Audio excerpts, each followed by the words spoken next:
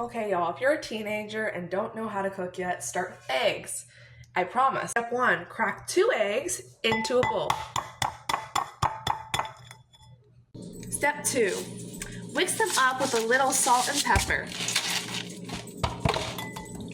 To a buttered pan on medium heat and stir gently.